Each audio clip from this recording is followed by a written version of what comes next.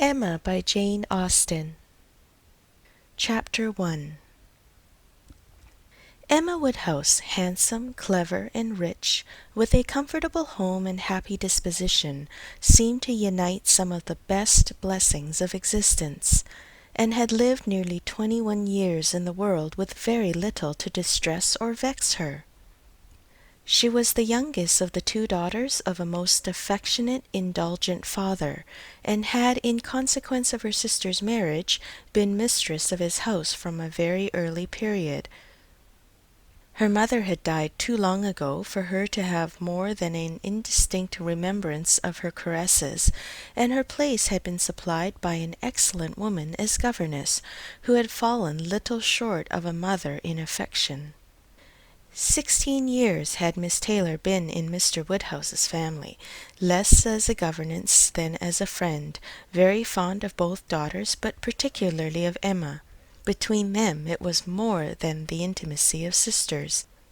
Even before Miss Taylor had ceased to hold the nominal office of governess, the mildness of her temper had hardly allowed her to impose any restraint, and the shadow of her authority being now long passed away, they had been living together as friend and friend, very mutually attached, and Emma doing just what she liked, highly esteeming Miss Taylor's judgment, but directed chiefly by her own.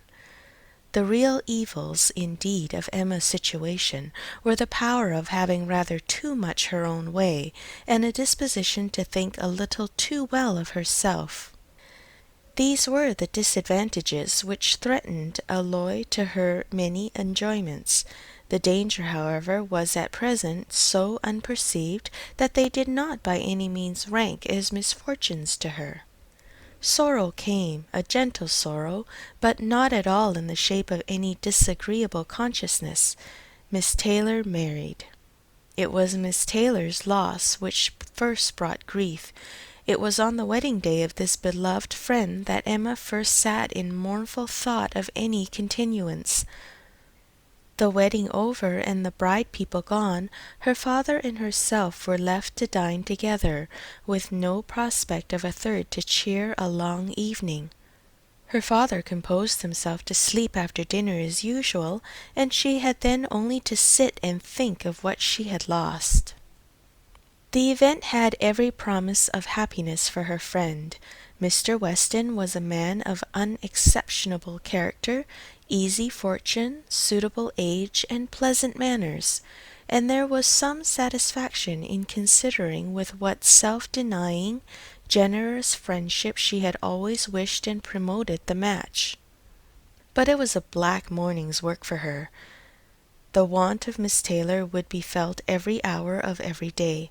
She recalled her past kindness, the affection of 16 years, how she had taught and how she had played with her from 5 years old, how she had devoted all her powers to amuse and attach her in health, and how nursed her through the various illnesses of childhood.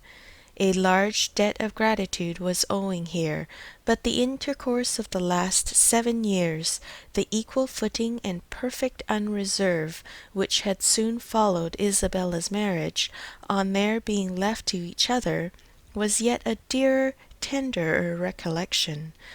She had been a friend and companion such as few possessed, intelligent, well-informed, useful, gentle, knowing all the ways of the family, interested in all its concerns, and peculiarly interested in herself, in every pleasure, every scheme of hers, one to whom she could speak every thought as it arose, and who had such an affection for her as could never find fault. How was she to bear the change? It was true that her friend was only half a mile from them, but Emma was aware that great must be the difference between a Mrs. Weston, only half a mile from them, and a Miss Taylor in the house. And with all her advantages, natural and domestic, she was now in great danger of suffering from intellectual solitude. She dearly loved her father, but he was no companion for her. He could not meet her conversation, rational or playful.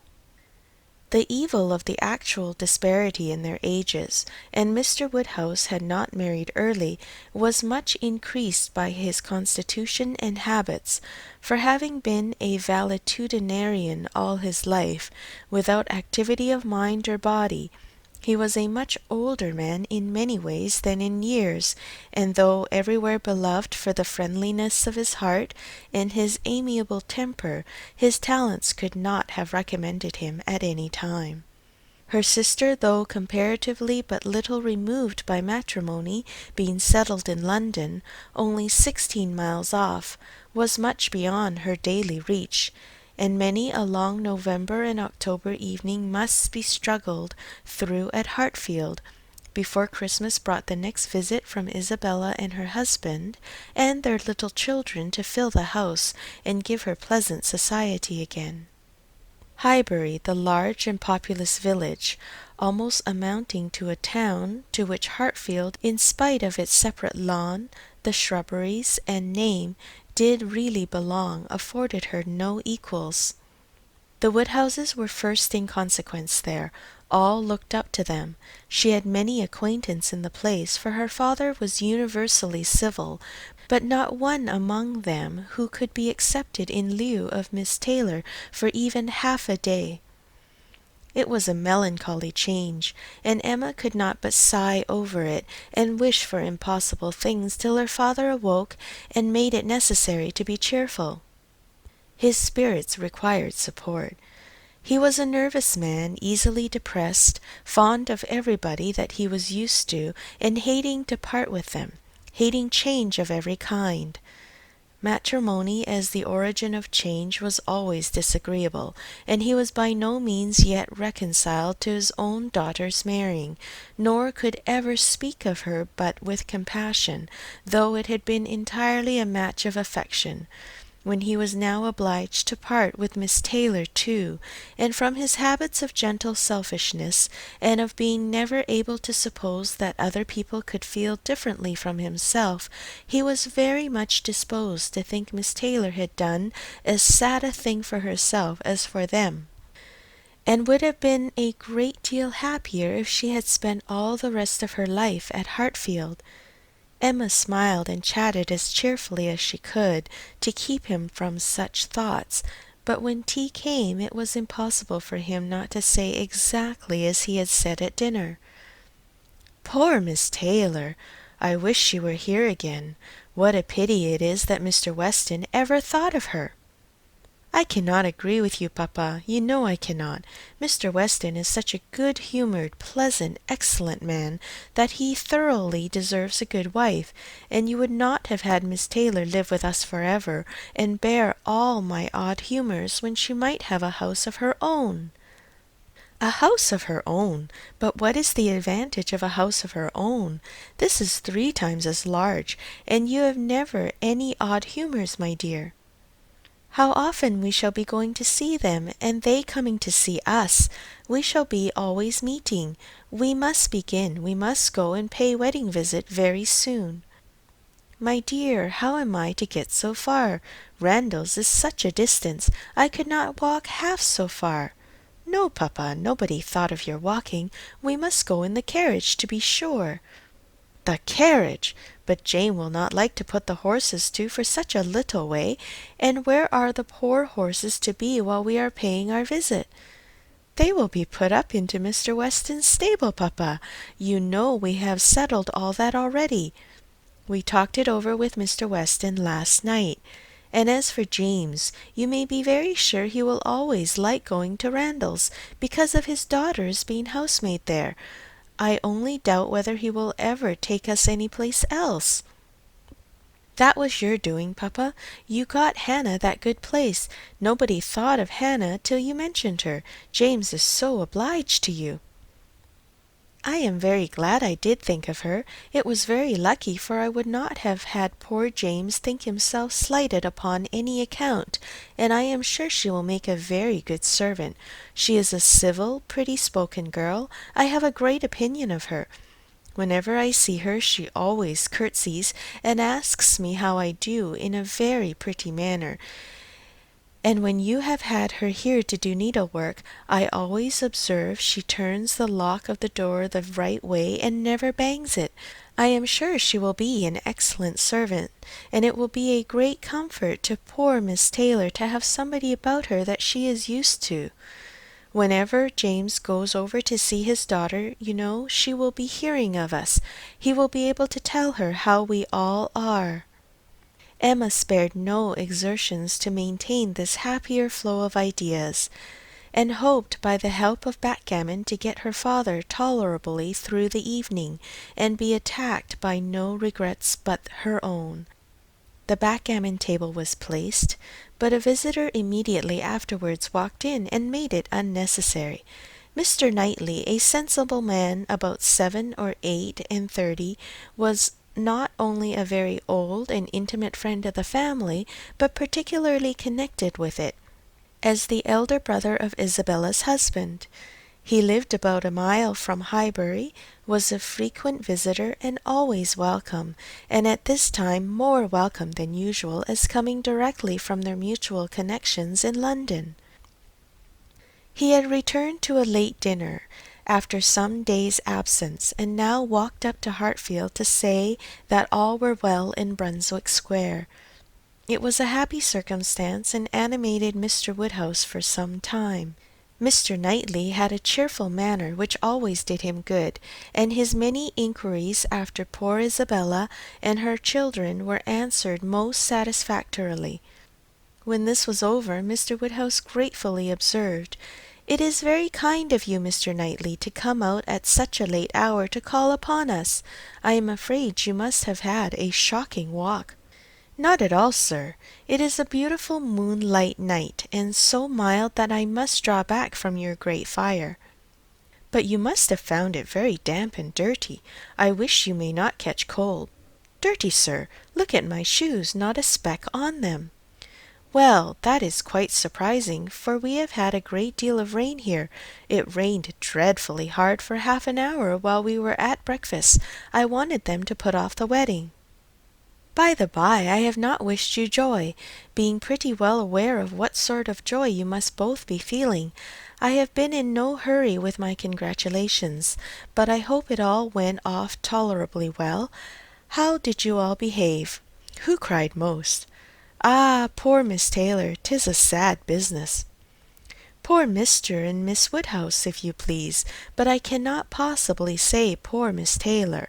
I have a great regard for you and Emma, but when it comes to the question of dependence or independence, at any rate, it must be better to have only one to please than two, especially when one of those two is such a fanciful, troublesome creature," cried Emma playfully.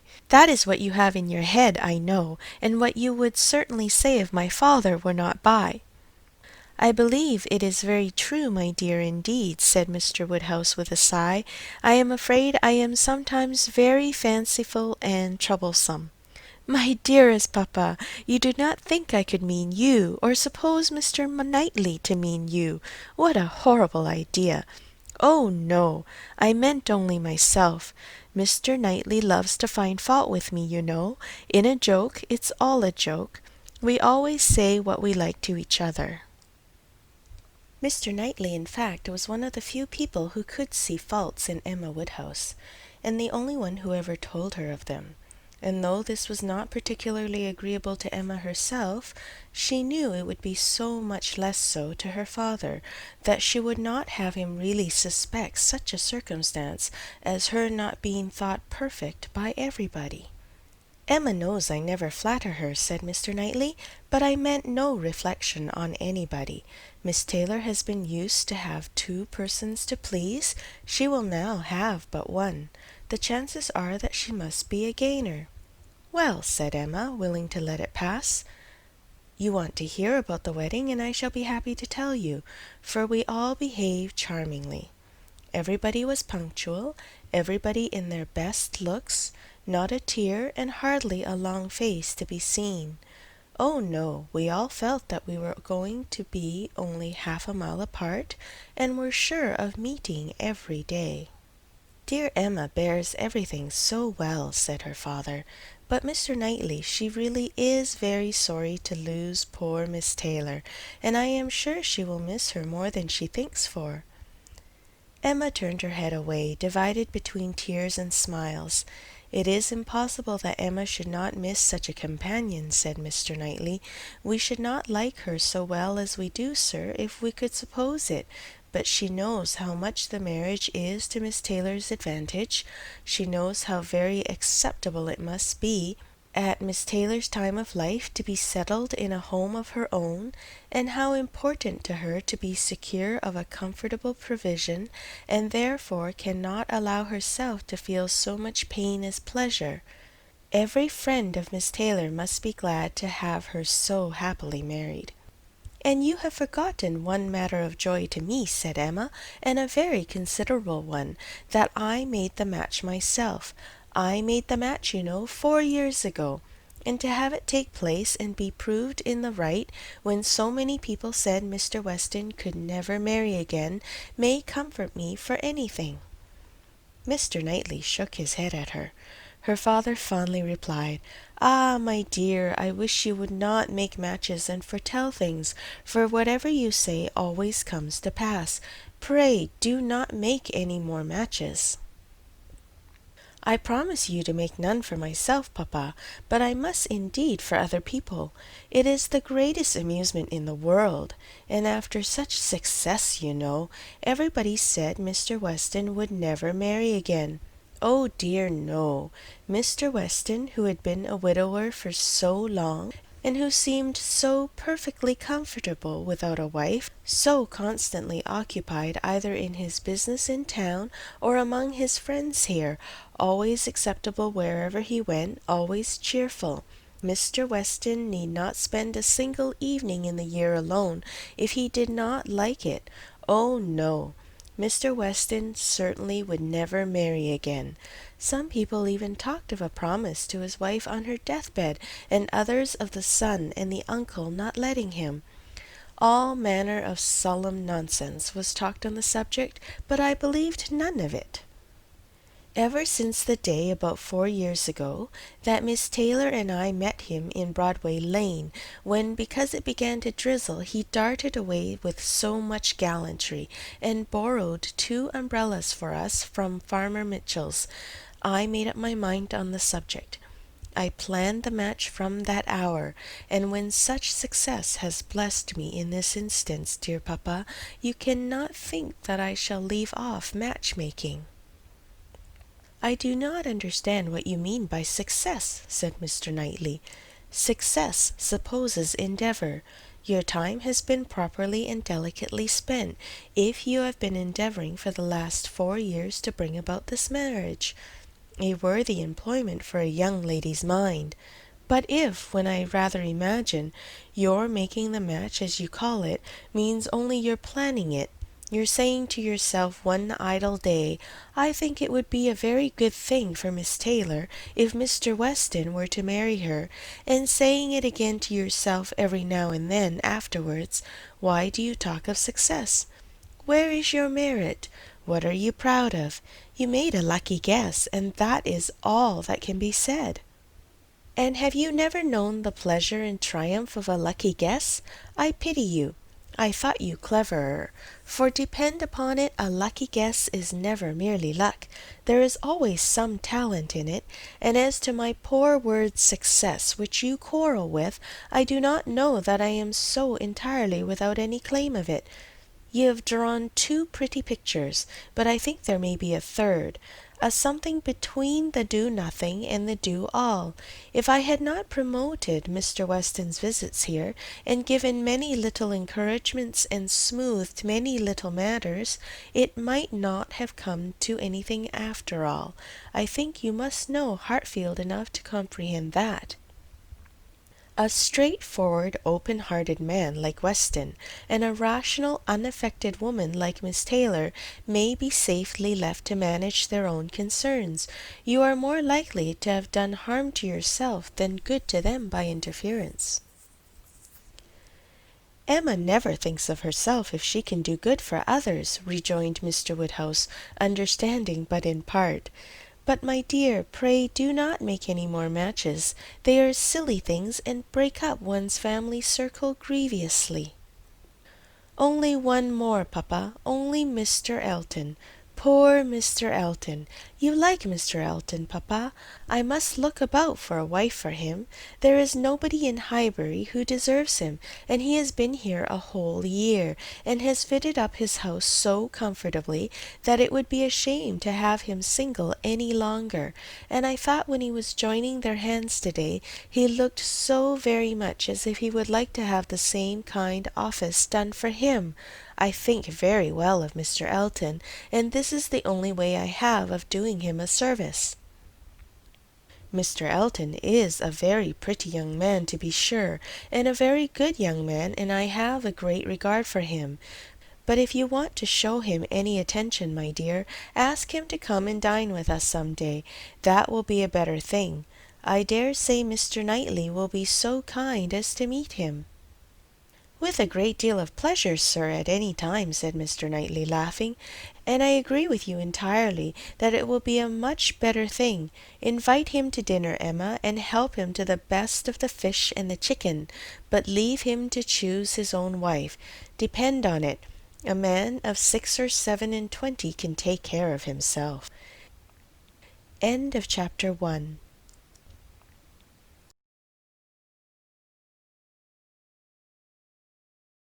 Emma by Jane Austen. Chapter 2. Mr. Weston was a native of Highbury, and born of a respectable family, which for the last 2 or 3 generations had been rising into gentility and property. He had received a good education, but on succeeding early in life to a small independence, had become indisposed for any of the more homely pursuits in which his brothers were engaged, and had satisfied an active, cheerful mind and social temper by entering into the militia of his county, then embodied. Captain Weston was a general favourite, and when the chances of his military life had introduced him to Miss Churchill, of a great Yorkshire family, and Miss Churchill fell in love with him, nobody was surprised except her brother and his wife, who had never seen him, and who were full of pride and importance, which the connection would offend. Miss Churchill, however, being of age, and with the full command of her fortune, though her fortune bore no proportion to the family estate, was not to be dissuaded from the marriage, and it took place to the infinite mortification of Mr. and Mrs. Churchill, who threw her off the due decorum. It was an unsuitable connection, and it did not produce much happiness. Mrs. Weston ought to have found more in it, for she had a husband whose warm heart and sweet temper made him think everything due to her in return for the great goodness of being in love with him. But though she had one sort of spirit, she had not the best. She had resolution enough to pursue her own will in spite of her brother, but not enough to refrain from unreasonable regrets at that brother's unreasonable anger, nor from missing the luxuries of her former home. They lived beyond their income, but still it was nothing in comparison to Enscombe. She did not cease to love her husband, but she wanted at once to be the wife of Captain Weston and Miss Churchill of Enscombe. Captain Weston, who had been considered, especially by the Churchills, as making such an amazing match, was proved to have much the worse of the bargain. For when his wife died after a 3 years' marriage, he was rather a poorer man than at first, and with a child to maintain. From the expense of the child, however, he was soon relieved. The boy had, with the additional softening claim of a lingering illness of his mother's, been the sort of reconciliation, and Mr. and Mrs. Churchill, having no children of their own, nor any other young creature of equal kindred to care for, offered to take the whole charge of the little Frank soon after her decease. Some scruples and some reluctance the widower father may be supposed to have felt, but as they were overcome by other considerations, the child was given up to the care and the wealth of the Churchills. and he had only his own comfort to seek and his own situation to improve as he could. A complete change of life became desirable. He quitted the militia and engaged in trade, having brothers already established in a good way in London, which afforded him a favorable opening. It was a concern which brought just employment enough. He had still a small house in Highbury, where most of his leisure days were spent, and between useful occupation and the pleasures of society, the next 18 or 20 years of his life passed cheerfully away. He had by that time realized in easy competence enough to secure the purchase of a little estate adjoining Highbury, which he had always longed for, enough to marry a woman as portionless even as Miss Taylor, and to live according to the wishes of his own friendly and social disposition. It was now some time since Miss Taylor had begun to influence his schemes, but as it was not the tyrannic influence of youth on youth, it had not shaken his determination of never settling till he could purchase Randalls, and the sale of Randalls was long looked forward to. But he had gone steadily on, and these objects in view, till they were accomplished. He had made his fortune, bought his house, and obtained his wife, and was beginning a new period of existence with every probability of greater happiness than in any yet passed through. He had never been an unhappy man. His own temper had secured him from that, even in his first marriage, but his second must show him how delightful a well-judging and truly amiable woman could be, and must give him the pleasantest proof of its being a great deal better to choose than to be chosen, to excite gratitude than to feel it. He had only himself to please in his choice. His fortune was his own, for as to Frank, it was more than being tacitly brought up as his uncle's heir. It had become so avowed an adoption as to have him assume the name of Churchill on coming of age. It was most unlikely, therefore, that he should ever want his father's assistance. His father had no apprehension of it.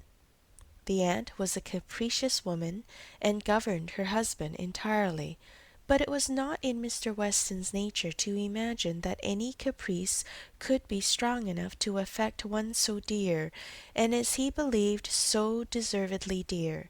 He saw his son every year in London, and was proud of him, and his fond report of him as a very fine young man had made Highbury feel a sort of pride in him too. He was looked on as sufficiently belonging to the place to make his merits and prospects of a kind of common concern. Mr. Frank Churchill was one of the boasts of Highbury, and a lively curiosity to see him prevailed, though the compliment was so little returned that he had never been out there in his life. His coming to visit his father had been talked of, but never achieved. Now, upon his father's marriage, it was very generally proposed as a most proper attention that this visit should take place. There was not a dissentient voice on the subject, either when Mrs. Perry drank tea with Mrs. and Miss Bates, or when Mrs. and Miss Bates returned the visit.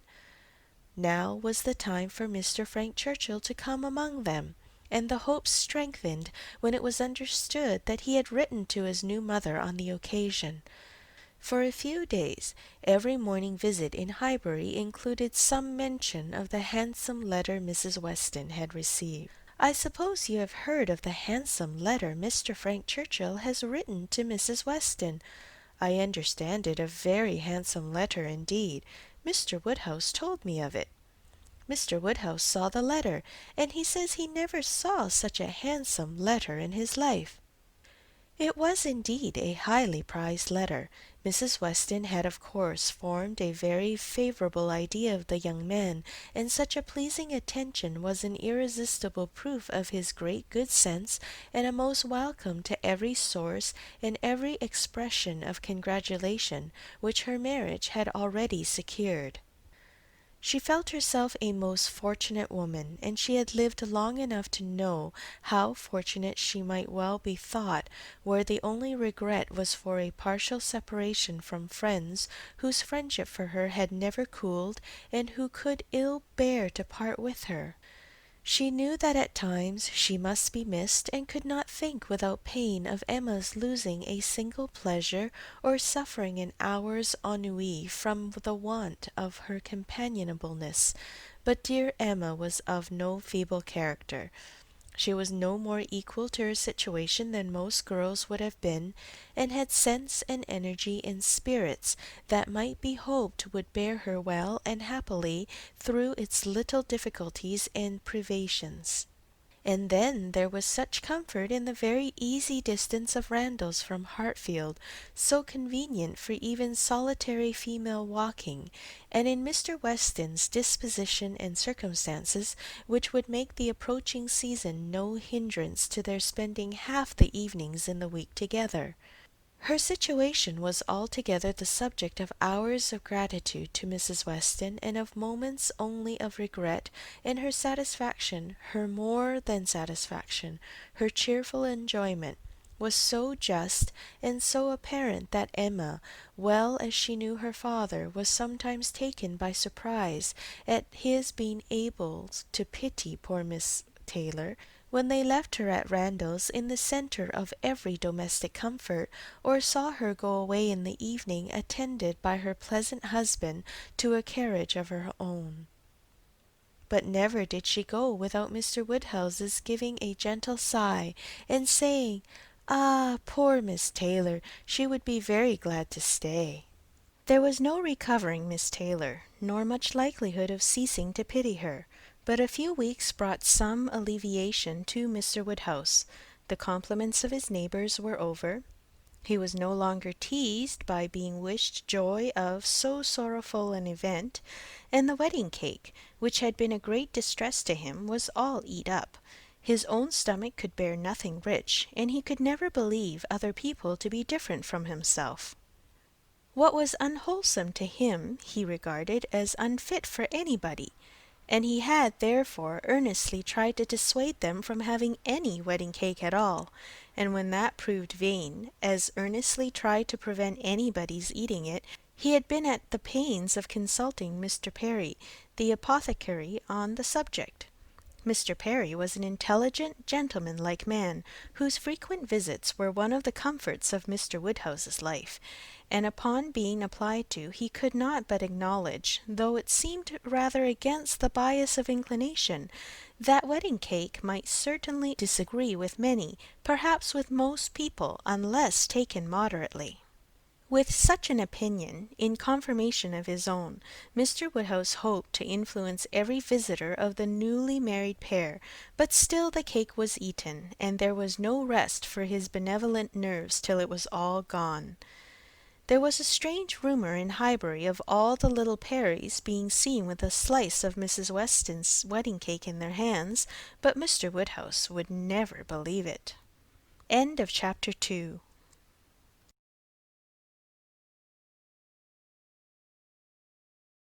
Emma by Jane Austen.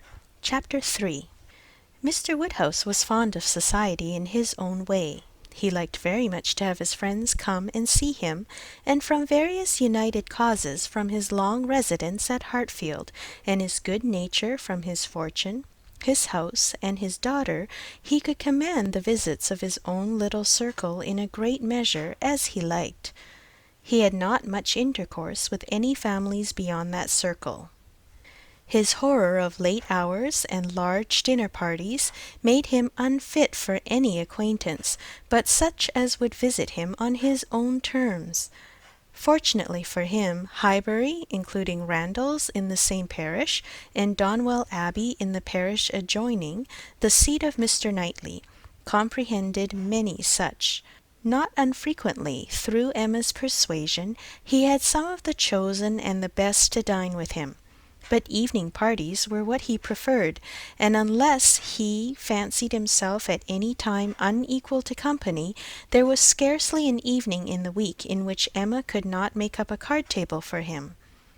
Real long-standing regard brought the Westons and Mr. Knightley, and by Mr. Elton, a young man living alone without liking it, the privilege of exchanging any vacant evening of his own blank solitude for the elegancies and society of Mr. Woodhouse's drawing-room, and the smiles of his lovely daughter was in no danger of being thrown away.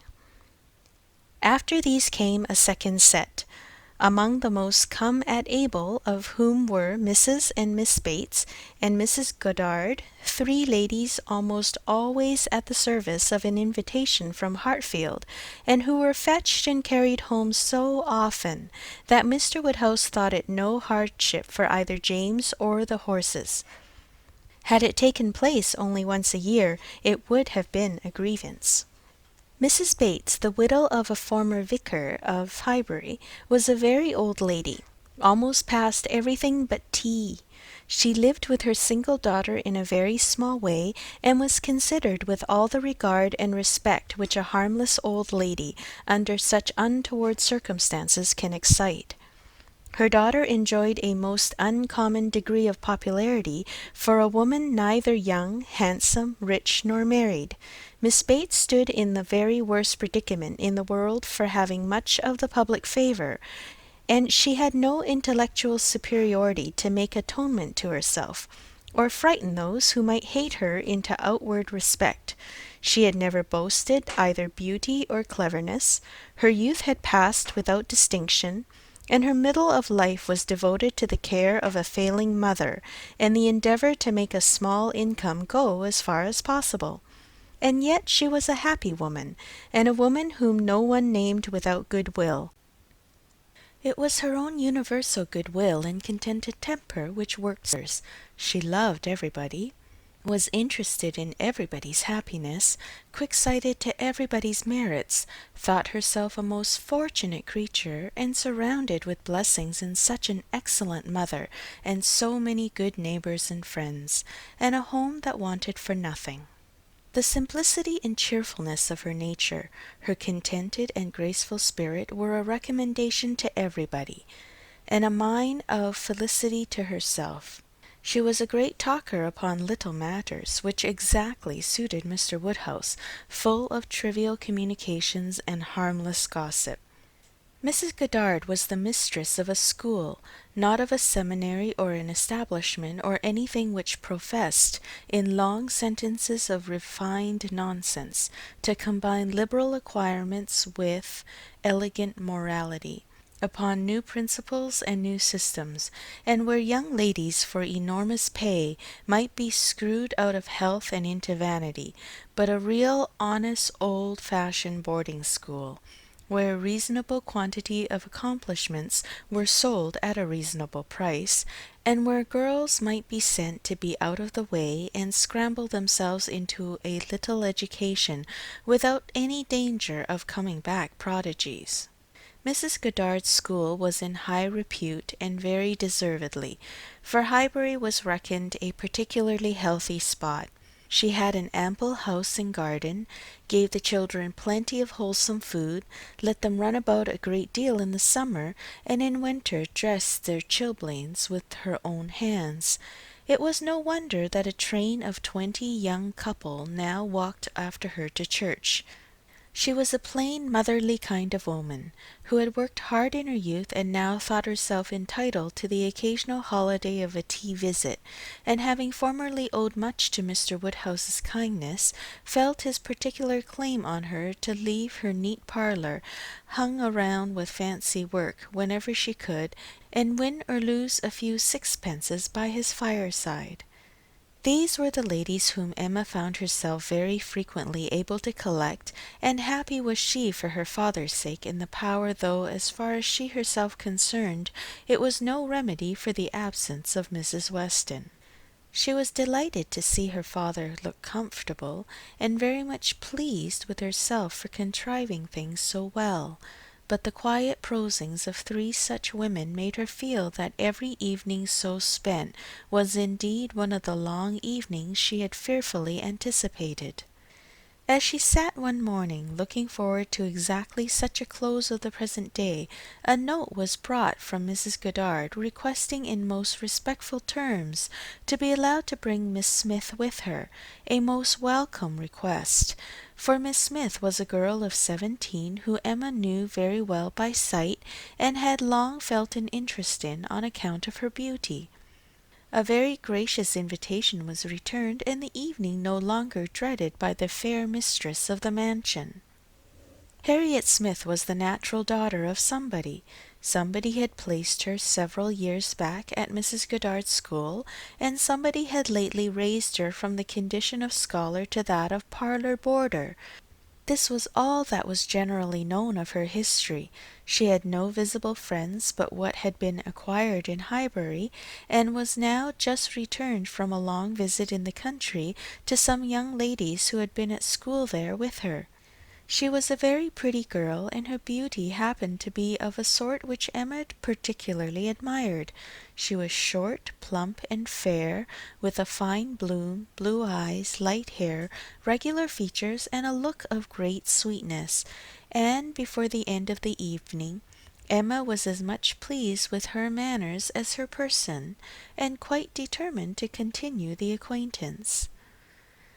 She was not struck by anything remarkably clever in Miss Smith's conversation, but she found her altogether very engaging, not inconveniently shy, not unwilling to talk, and yet so far from pushing, showing so proper and becoming a deference, seeming so pleasantly grateful for being admitted to Hartfield, and so artlessly impressed by the appearance of everything in so superior a style to which she had been used to, that she must have good sense and deserve encouragement.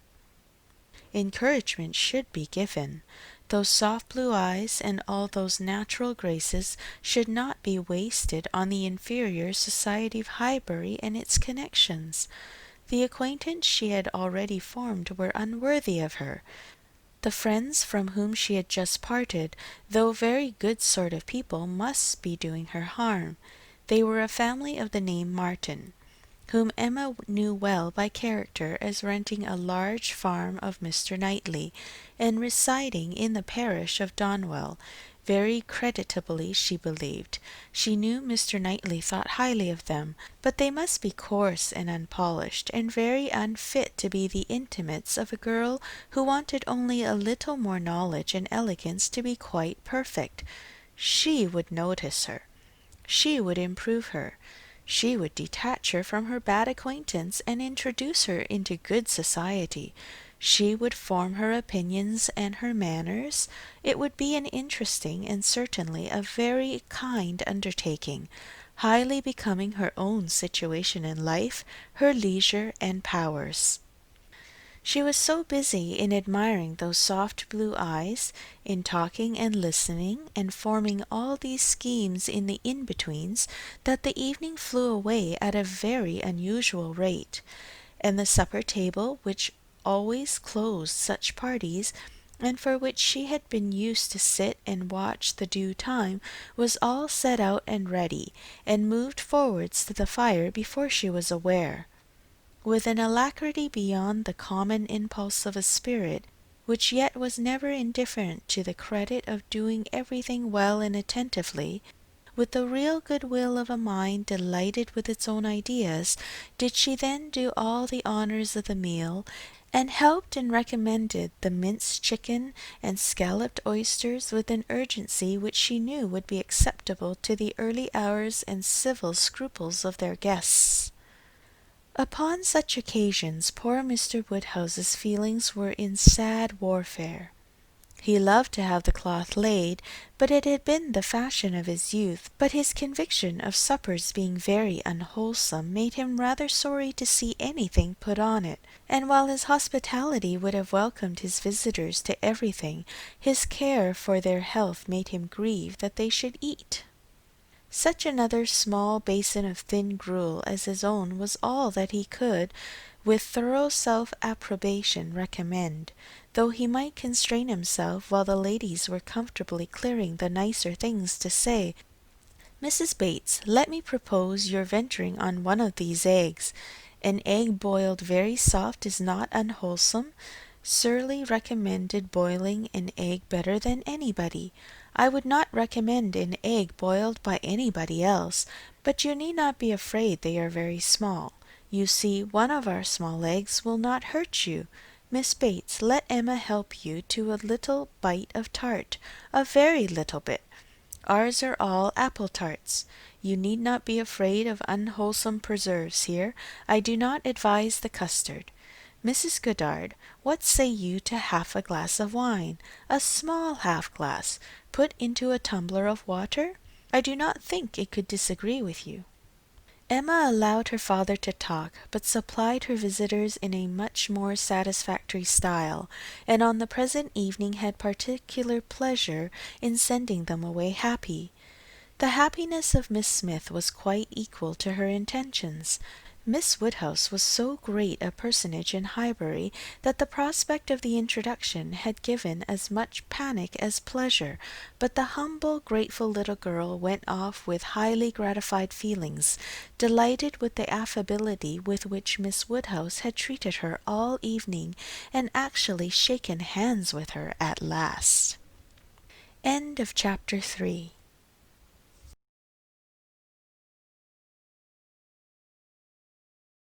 Emma by Jane Austen, Volume 1, Chapter 4.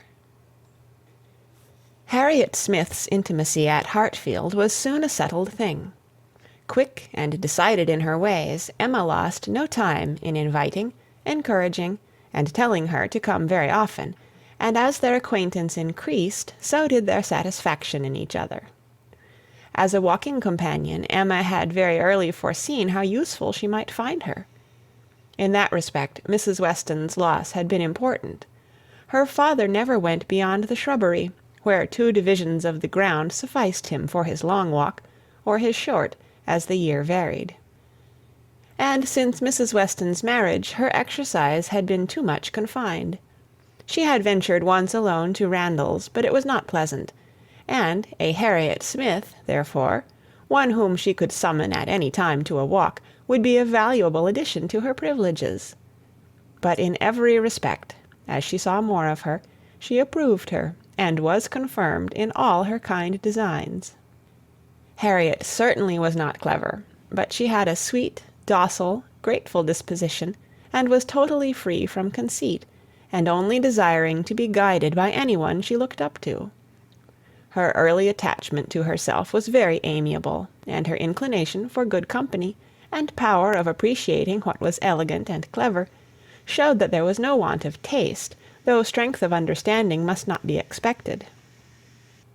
Altogether she was quite convinced of Harriet Smith's being exactly the young friend she wanted, exactly the something which her home required. Such a friend as Mrs. Weston was out of the question. 2 such could never be granted. 2 such she did not want. It was quite a different sort of thing, a sentiment distinct and independent. Mrs. Weston was the object of a regard which had its basis in gratitude and esteem. Harriet would be loved as one to whom she could be useful. For Mrs. Weston there was nothing to be done. For Harriet, everything. Her first attempts at usefulness were an endeavour to find out who were the parents, but Harriet could not tell. She was ready to tell everything in her power, but on this subject questions were vain. Emma was obliged to fancy what she liked, but she could never believe that in the same situation she should not have discovered the truth. Harriet had no penetration. She had been satisfied to hear and believe just what Mrs. Goddard chose to tell her, and looked no farther. Mrs. Goddard, and the teachers, and the girls, and the affairs of the school in general, formed naturally a great part of the conversation, and but for her acquaintance with the Martins of Abbey Mill Farm, it must have been the whole. But the Martins occupied her thoughts a good deal. She had spent 2 very happy months with them, and now loved to talk of the pleasures of her visit, and describe the many comforts and wonders of the place. Emma encouraged her talkativeness, amused by such a picture of another set of beings, and enjoying the youthful simplicity which could speak with so much exultation of Mrs. Martin's having 2 parlours, 2 very good parlours, indeed, one of them quite as large as Mrs. Goddard's drawing-room, and of her having an upper maid who had lived 25 years with her, and of their having 8 cows, 2 of them Alderneys, and 1 a little Welsh cow, a very pretty little Welsh cow indeed. And of Mrs. Martin saying, as she was so fond of it, it should be called her cow, and of their having a very handsome summer-house in their garden, where some day next year they were all to drink tea, a very handsome summer-house, large enough to hold 12 people. For some time she was amused, without thinking beyond the immediate cause, but as she came to understand the family better, other feelings arose. She had taken up a wrong idea, fancying it was a mother and daughter, a son and son's wife, who all lived together, but when it appeared that the Mr. Martin who bore a part in the narrative, and was always mentioned with approbation for his great good nature in doing something or other, was a single man, that there was no young Mrs. Martin, no wife in the case, she did suspect danger to her poor little friend from all this hospitality and kindness, and that, if she were not taken care of, she might be required to sink herself forever. With this inspiriting notion, her questions increased in number and meaning, and she particularly led Harriet to talk more of Mr. Martin, and there was evidently no dislike to it. Harriet was very ready to speak of the share he had had in their moonlight walks and merry evening games, and dwelt a good deal upon his being so very good-humoured and obliging. He had gone 3 miles round one day in order to bring her some walnuts, because she had said how fond she was of them, and in everything else he was so very obliging. He had his shepherd's son into the parlour one night on purpose to sing to her. She was very fond of singing. He could sing a little himself. She believed he was very clever, and understood everything. He had a very fine flock, and while she was with them, he had been bid more for his wool than anybody in the country. She believed everybody spoke well of him. His mother and sisters were very fond of him. Mrs. Martin had told her one day, and there was a blush as she said it, that it was impossible for anybody to be a better son, and therefore she was sure, whenever he married, he would make a good husband. Not that she wanted him to marry. She was in no hurry at all. "Well done, Mrs. Martin," thought Emma. "You know what you are about." And when she had come away, Mrs. Martin was so very kind as to send Mrs. Goddard a beautiful goose, the finest goose Mrs. Goddard had ever seen. Mrs. Goddard had dressed it on a Sunday, and asked all the 3 teachers, Miss Nash and Miss Prince and Miss Richardson, to sup with her. Mr. Martin, I suppose, is not a man of information beyond the line of his own business. He does not read. "Oh, yes, that is, no, I do not know, but I believe he has read a good deal, but not what you would think anything of. He reads the agricultural reports, and some other books that lay in one of the window-seats, but he reads all them to himself. But sometimes of an evening, before we went to cards, he would read something aloud out of the elegant extracts, very entertaining. And I know he has read the Vicar of Wakefield. He never read the Romance of the Forest, nor the Children of the Abbey. He had never heard of such books before I mentioned them, but he is determined to get them now as soon as ever he can." The next question was, "What sort of looking man is Mr. Martin?" "Oh, not handsome, not at all handsome. I thought him very plain at first, but I do not think him so plain now. One does not, you know, after a time. But did you never see him? He is in Highbury every now and then, and he is sure to ride through every week in his way to Kingston. He has passed you very often." "That may be, and I may have seen him 50 times, but without having any idea of his name. A young farmer, whether on horseback or on foot, is the very last sort of person to raise my curiosity. The yeomanry are precisely the order of people with whom I feel I can have nothing to do. A degree or 2 lower, and a creditable appearance might interest me. I might hope to be useful to their families in some way or other. But a farmer can need none of my help, and is therefore, in one sense, as much above my notice, as in every other he is below it. To be sure, oh yes, it is not likely you should ever have observed him, but he knows you very well indeed, I mean by sight. I have no doubt of his being a very respectable young man. I know indeed that he is so, and as such wish him well. What do you imagine his age to be? He was 24, the 8th of last June, and my birthday is the 23rd, just a fortnight and a day's difference, which is very odd. Only 24. That is too young to settle. His mother is perfectly right not to be in a hurry. They seem very comfortable as they are, and if she were to take any pains to marry him, she would probably repent it. 6 years hence, if he could meet with a good sort of young woman in the same rank as his own, with a little money, it might be very desirable. 6 years hence! Dear Miss Woodhouse, he would be 30 years old. Well, and that is as early as most men can afford to marry, who are not born to an independence. Mr. Martin, I imagine, has his fortune entirely to make, cannot be at all beforehand with the world. Whatever money he might come into when his father died, whatever his share of the family property, it is, I dare say, all afloat, all employed in his stock, and so forth, and though with diligence and good luck he may be rich in time, it is next to impossible that he should have realized anything yet. To be sure, so it is, but they live very comfortably. They have no indoors man, else they do not want for anything, and Mrs. Martin talks of taking a boy another year. I wish you may not get into a scrape, Harriet, whenever he does marry. I mean, as to being acquainted with his wife, for though his sisters, from a superior education, are not to be altogether objected to, it does not follow that he might marry anybody at all fit for you to notice. The misfortune of your birth ought to make you particularly careful as to your associates. There can be no doubt of your being a gentleman's daughter, and you must support your claim to that station by everything within your own power, or there will be plenty of people who would take pleasure in degrading you. Yes, to be sure, I suppose there are. But while I visit at Hartfield, and you are so kind to me, Miss Woodhouse, I am not afraid of what anybody can do. You understand the force of influence pretty well, Harriet, but I would have you so firmly established in good society as to be independent even of Hartfield and Miss Woodhouse. I want to see you permanently well connected, and to that end it will be advisable to have as few odd acquaintances as may be. And, therefore, I say that if you should still be in this country when Mr. Martin marries, I wish you may not be drawn in by your intimacy with the sisters to be acquainted with the wife, who will probably be some mere farmer's daughter, without education.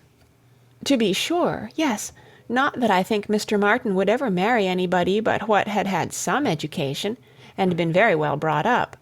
However, I do not mean to set up my opinion against yours, and I am sure I shall not wish for the acquaintance of his wife. I shall always have a great regard for the Miss Martins, especially Elizabeth, and should be very sorry to give them up, for they are quite as well educated as me. But if he marries a very ignorant, vulgar woman, certainly I had better not visit her, if I can help it. Emma watched her through the fluctuations of this speech, and saw no alarming symptoms of love. The young man had been the first admirer, but she trusted there was no other hold, and that there would be no serious difficulty on Harriet's side to oppose any friendly arrangement of her own. They met Mr. Martin the very next day, as they were walking on the Donwell road. He was on foot, and after looking very respectfully at her, looked with most unfeigned satisfaction at her companion. Emma was not sorry to have such an opportunity of survey, and, walking a few yards forward while they talked together, soon made her quick eye sufficiently acquainted with Mr. Robert Martin. His appearance was very neat, and he looked like a sensible young man, but his person had no other advantage, and when he came to be contrasted with gentlemen, she thought he must lose all ground he had gained in Harriet's inclination. Harriet was not insensible of manner. She had voluntarily noticed her father's gentleness with admiration as well as wonder. Mr. Martin looked as if he did not know what manner was. They remained but a few minutes together, as Miss Woodhouse must not be kept waiting, and Harriet then came running to her with a smiling face and in a flutter of spirits, which Miss Woodhouse hoped very soon to compose. "Only think of our happening to meet him! How very odd! It was quite a chance, he said, that he had not gone round by Randalls. He did not think we ever walked this road. He thought we walked towards Randalls most days. He has not been able to get the Romance of the Forest yet. He was so busy the last time he was at Kingston that he quite forgot it, but he goes again to-morrow. So very odd we should happen to meet. Well, Miss Woodhouse, is he like what you expected? What do you think of him? Do you think him so very plain?" "He is very plain, undoubtedly, remarkably plain, but that is nothing compared with his entire want of gentility. I had no right to expect much, and I did not expect much, but I had no idea that he could be so very clownish, so totally without air. I had imagined him, I confess, a degree or two nearer gentility." "To be sure," said Harriet, in a mortified voice, "he is not so genteel as real gentlemen." "I think, Harriet, since your acquaintance with us, you have been repeatedly in the company of some such very real gentlemen, that you must yourself be struck with the difference in Mr. Martin. At Hartfield you have had very good specimens of well-educated, well-bred men. I should be surprised if, after seeing them, you could be in company with Mr. Martin again without perceiving him to be a very inferior creature, and rather wondering at yourself for having ever thought him at all agreeable before. Do not you begin to feel that now? Were not you struck? I am sure you must have been struck by his awkward look and abrupt manner, and the uncouthness of a voice which I heard to be wholly unmodulated as I stood here." "Certainly he is not like Mr. Knightley. He has not such a fine air and way of walking as Mr. Knightley. I see the difference plain enough. But Mr. Knightley is so very fine a man." "Mr. Knightley's air is so remarkably good, that it is not fair to compare Mr. Martin with him. You might not see 1 in 100 with gentlemen so plainly written as in Mr. Knightley. But he is not the only gentleman you have been lately used to. What say you to Mr. Weston and Mr. Elton? Compare Mr. Martin with either of them. Compare their manner of carrying themselves, of walking, of speaking, of being silent. You must see the difference." "Oh yes, there is a great difference. But Mr. Weston is almost an old man. Mr. Weston must be between 40 and 50. "Which makes his good manners the more valuable. The older a person grows, Harriet, the more important it is that their manners should not be bad. The more glaring and disgusting any loudness, or coarseness, or awkwardness becomes. What is passable in youth is detestable in later age. Mr. Martin is now awkward and abrupt. What will he be at Mr. Weston's time of life?" "There is no saying, indeed," replied Harriet, rather solemnly. "But there may be pretty good guessing. He will be a completely gross, vulgar farmer, totally inattentive to appearances, and thinking of nothing but profit and loss." "Will he, indeed? That will be very bad." "How much his business engrosses him already is very plain from the circumstance of his forgetting to inquire for the book you recommended. He was a great deal too full of the market to think of anything else, which is just as it should be for a thriving man. What has he to do with books? And I have no doubt that he will thrive and be a very rich man in time, and his being illiterate and coarse need not disturb us." "I wonder he did not remember the book," was all Harriet's answer, and spoken with a degree of grave displeasure which Emma thought might be safely left to itself. She therefore said no more for some time. Her next beginning was, "In one respect, perhaps, Mr. Elton's manners are superior to Mr. Knightley's or Mr. Weston's.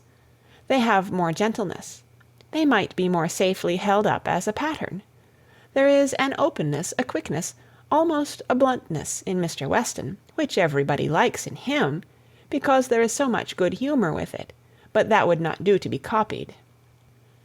Neither would Mr. Knightley's downright, decided, commanding sort of manner, though it suits him very well.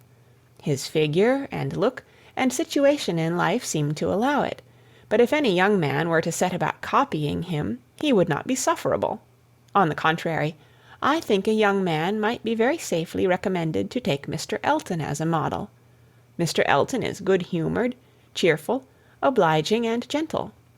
He seems to me to be grown particularly gentle of late. I do not know whether he has any design of ingratiating himself with either of us, Harriet, by additional softness, but it strikes me that his manners are softer than they used to be. If he means anything, it must be to please you. Did not I tell you what he said of you the other day?" She then repeated some warm personal praise which she had drawn from Mr. Elton, and now did full justice to, and Harriet blushed and smiled, and said she had always thought Mr. Elton very agreeable. Mr. Elton was the very person fixed on by Emma for driving the young farmer out of Harriet's head.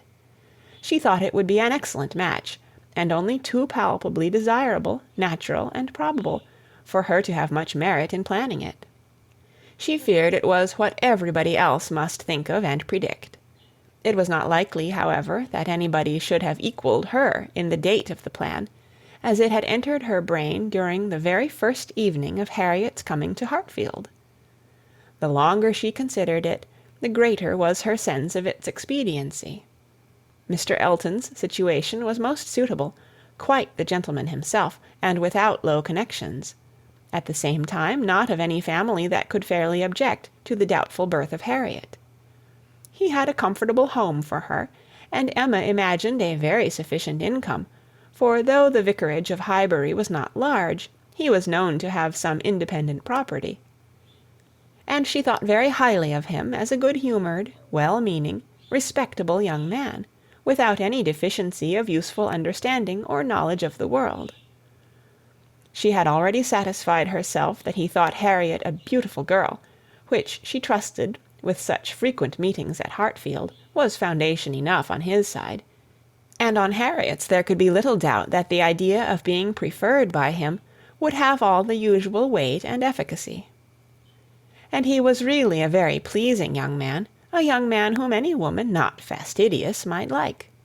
He was reckoned very handsome; his person much admired in general, though not by her, there being a want of elegance of feature which she could not dispense with.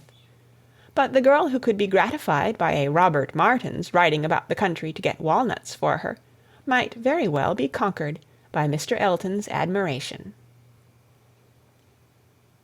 End of Volume 1, Chapter 4. Read by Kara Schallenberg. www.kray.org. On September 28th, 2006, in Oceanside, California.